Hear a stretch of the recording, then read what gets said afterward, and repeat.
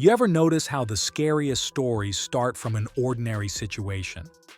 For most officers, every shift starts the same: patrol, paperwork, radio calls. But no one really knows what waits on the other end of a call.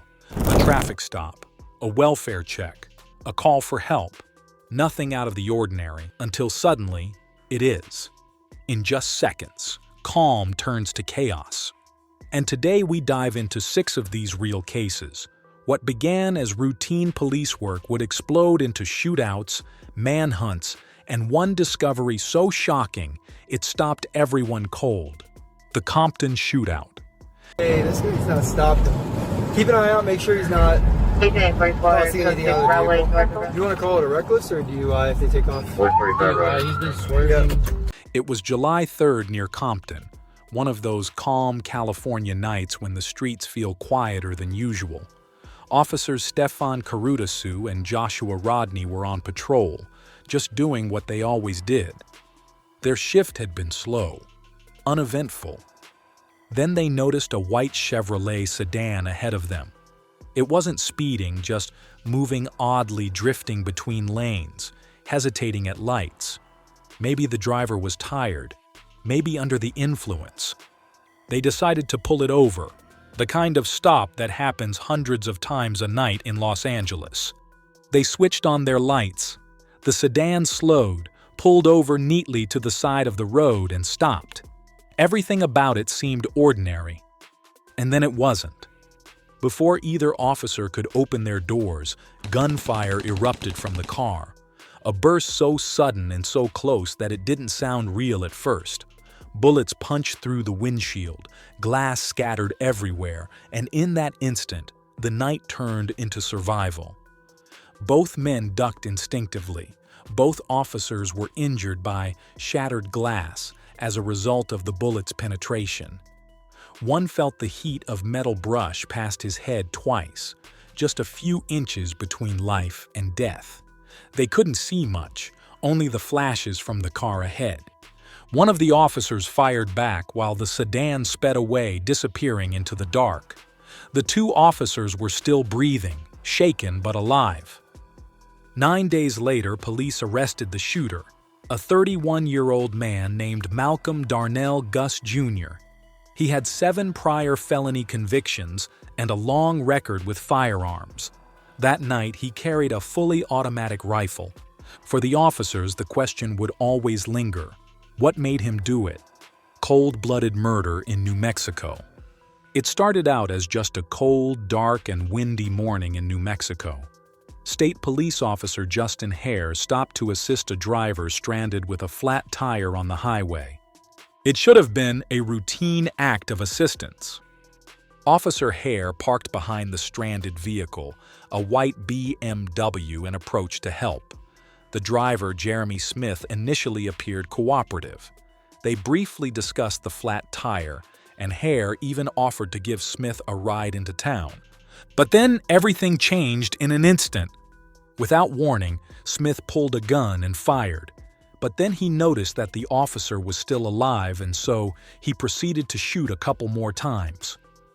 Gunfire cracked through the chilly morning air. Smith forced the wounded officer into the passenger seat of his own patrol car and fled the scene. He drove west and then exited onto a lesser-traveled frontage road. It was there Smith coldly dragged Officer Hare from the patrol car and left him lying critically injured on the roadside. Smith continued driving the stolen patrol car alone until he crashed into shrubbery in Guadalupe County, abandoning the vehicle and carjacking a new one. Meanwhile, another officer responding to the area soon found Hare's abandoned patrol car and traced Officer Hare's emergency signals. The critically wounded trooper was discovered on the roadside, badly hurt but still alive. Despite emergent medical efforts, Officer Hare later died in the hospital. Following the shooting, law enforcement launched an intense manhunt for Jeremy Smith, tracing his movements for miles before he was finally captured. The suspect faced a multitude of charges, including first-degree murder, armed robbery, and vehicle theft. we're looking at a mandatory life sentence that could go as high as the death penalty. Ohio standoff and gunfire. A domestic dispute turns deadly. In the early hours on a quiet residential street in South Columbus, Ohio, a desperate call shattered the night. A woman reported she was being choked by her own brother. This was a domestic violence call, something officers hope ends with help, healing, and calm. But what happened next defied all expectations. Law enforcement arrived at the house on Gilbert Street, prepared for the worst but still hopeful for a peaceful resolution. Inside was Nathan Thorne, a man who refused to come out and surrender. What was going through his mind? Officers spoke with measured calm, urging him to walk out with his hands visible. "Come on, bud, let's talk," was their refrain, trying to reach through walls, both literal and figurative. But when does pleading give way to panic? Without warning, Thorne opened fire, sending bullets tearing through the silence, shattering the fragile sense of control. Gunshots rang out across the street. Neighbors awoke to a sudden, frightening battle unfolding in what should have been a safe home. The officers returned fire with precision and urgency, taking cover. Hours passed in this deadly exchange, gunfire punctuating negotiation efforts. After all that, Thorne surrendered and was taken into custody to be charged. But as the last echoes of gunfire faded from Gilbert Street, a fragile calm settled over the neighborhood. But there's probably no such thing as calm. A few miles away, another story was already unfolding. As dawn broke over Ohio's highways, another kind of danger was already building, not in a home but on the open road. This time there would be no negotiation, no quiet surrender, only speed, chaos, and a split-second choice that could end a life in the blink of an eye. Ohio high-speed chase ends in rollover crash. Ohio State Highway patrol troopers detected a speeding GMC Envoy traveling well over the limit on Interstate 75. When officers attempted to initiate a traffic stop, the driver refused to comply, sparking a dangerous high-speed pursuit. The suspect's reckless driving through heavy traffic put countless lives at risk. Speed surged as the Envoy weaved through lanes, narrowly missing other vehicles. Troopers' voices over the radio were steady but tight. Would they be able to stop him before someone got hurt? Pursuing troopers maintained radio contact, coordinating efforts to end the chase safely but swiftly. They knew that every second counted, every command mattered. Suddenly, the pursuit took a violent turn. Approaching a curve, the driver lost control, overcorrecting and causing the vehicle to roll multiple times before finally coming to rest upside down in the highway median. Emergency crews rushed to the scene, extracting the driver who sustained minor injuries. Relief mixed with disbelief. How did anyone walk away from that wreck? Charges quickly followed, including driving under the influence, hit and run, and reckless operation. In the end, the chase didn't just end in a crash, it ended in a choice finally catching up.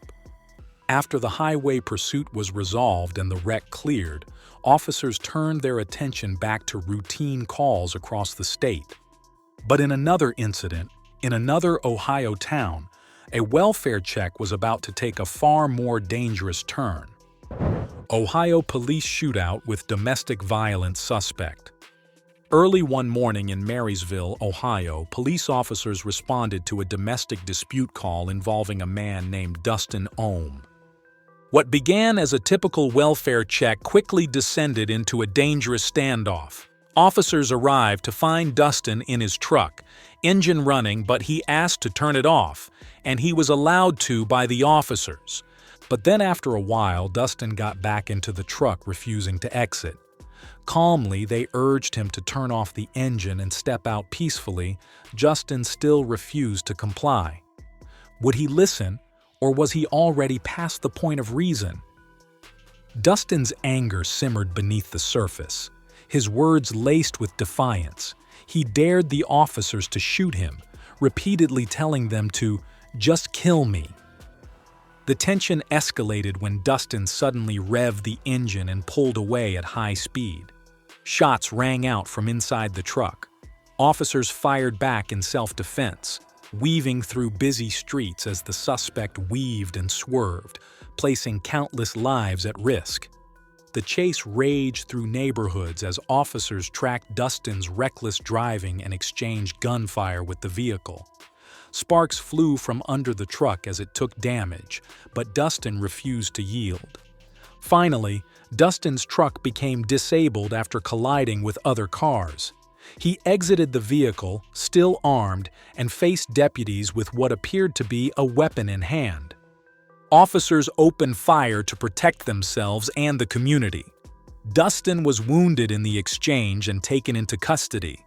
Fortunately, no officers were injured. With the Marysville standoff behind them, officers in another state were preparing for what seemed like a normal patrol shift. But on a road in Baltimore County, a routine traffic stop was about to reveal something far darker than anyone could have expected. Traffic stop turns horrific. On a July night in 2021, Baltimore County Police conducted a routine traffic stop late at night on a vehicle driven by Nicole Johnson, a 33-year-old woman. The car was pulled over for speeding and had fake temporary tags from West Virginia. It was unregistered and uninsured. Johnson was cited for these violations. As officers prepared to tow the vehicle, one noticed an overwhelming and unmistakable odor of decomposition emanating from the trunk. Upon inspection, the officers found 2 decomposed bodies of children wrapped in blankets inside a suitcase. She attempted to flee when the bodies were discovered. The children were later identified as Johnson's niece and nephew, whom she had been entrusted to care for by their mother since 2019. Sources revealed that the bodies had been inside the trunk for months. Johnson confessed she had struck the girl in May 2020, leading to the child's death, and subsequently placed her body in a suitcase in the trunk. The boy's body was added to the trunk later in a plastic tote, but details of his death were less clear. The children were found malnourished and showed signs of prolonged neglect and abuse. Johnson was charged with multiple crimes including first-degree child abuse, neglect, failure to report deaths, and improper disposal of human remains. Johnson faces up to 50 years in prison for her crimes, a sentence that could go up to life. Every one of these stories started the same way: a simple call, a quiet night, a routine stop. None of them were supposed to end in tragedy. So the next time you pass a patrol car or hear sirens fade into the distance, remember, someone's out there stepping into the unknown, hoping tonight isn't the night things go wrong. If you enjoyed this, hit like and subscribe.